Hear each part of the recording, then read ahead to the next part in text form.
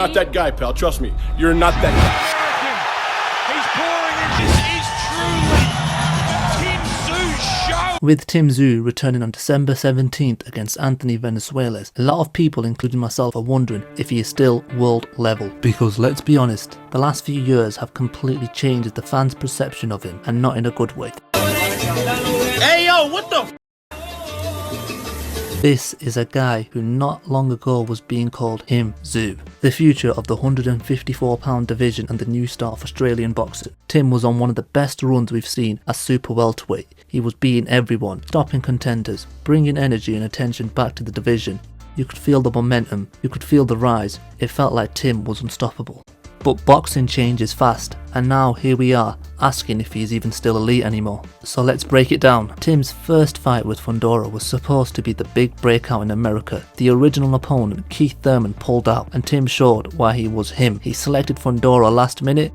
Big change as Thurman is 5'7" and Fundora is a 6'6" southpaw. To be fair, he was winning that fight. He was picking Fundora apart early. Fundora had no answer for the pressure, the timing, the body shots. It looked like Tszyu was going to walk through him. But then came the cut from the elbow in round 2, and this showed why he was him. It was one of the worst cuts we've seen in a major fight in years. Blood pouring down his face, covering his eyes, blinding him. It could have gone to a no contest, but Tim Tszyu fought on. The cut completely changed the fight. Fundora used his height, his range, and basically jabbed at the wound for the remainder of the fight. Tim lost on points, a fight he probably wins clearly if he doesn't sustain a cut. Some people gave him a pass. They said it was bad luck, a freak situation, last minute change to an opponent, and honestly, they're not wrong. The problem is what happened after.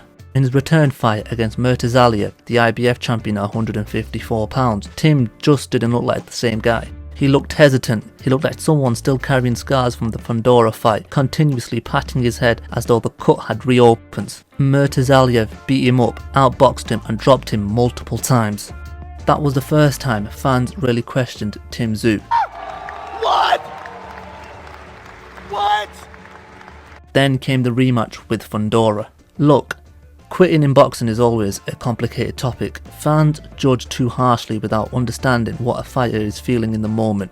But when Tim quit in the rematch, it shifted perceptions. This wasn't the same Tim Tszyu from 2022. This wasn't the guy who walked through pressure fighters. It seemed like Tim Tszyu was finished. Fundora didn't just beat him with skills that night, he broke him mentally, and that's the worrying part. Because once a fighter loses that edge, once they lose that belief, it's very hard to get it back.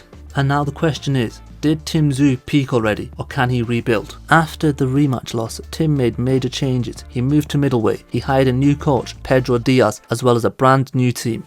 Pedro Diaz is a Cuban trainer known for rebuilding fighters like Miguel Cotto after the brutality he suffered in the first Margarito fight. Also known for his vast experience as a trainer, Diaz was the main trainer for Cuba's boxing amateur team between 1992 and 2004, winning 20 gold medals at the Olympics between those 4 games. This may be exactly the type of coach Tim has needed for a long time, because let's be honest, Tim has always been tough, always been aggressive, always been willing to fight anyone, but technically he's always had flaws, always came in straight lines and squares up. He relied too much on his toughness. Maybe Diaz could add nuance to his game, and maybe the change up to middleweight suits him better. This may be the fresh start he needs, but the truth is, we're not going to know until he fights again.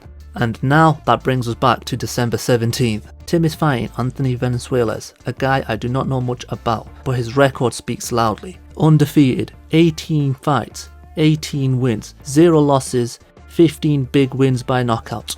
Velazquez looks like a puncher on paper, but yet to prove it at world level. Comparisons could be made to Murtazaliev, and that's the last thing Tim Tszyu needs right now. If Tim shows up as the old version of himself, I think he controls the fight, I think he breaks Velazquez down and stops him late. So is Tim still world level? Right now, we don't know, and the fact that we don't know may be a bad sign. World level fighters bounce back, adjust and are resilient. World level fighters get better after losses, not worse. For 2 years, Tim Tszyu looked like a top name at 154 pounds and brought back life into that division, but the division has moved on, and now Tim is rebuilding from scratch at a new weight class with a new coach. But if he looks anything like he did in the Fundora rematch, then we might be watching the final chapter of Tim Tszyu as a top level fighter. Either way, we're about to find out. So let me know in the comments, what do you guys think? Is Tim Tszyu still Tim Tszyu, or is he still world level, or are we seeing a Tim Tszyu that is past his peak?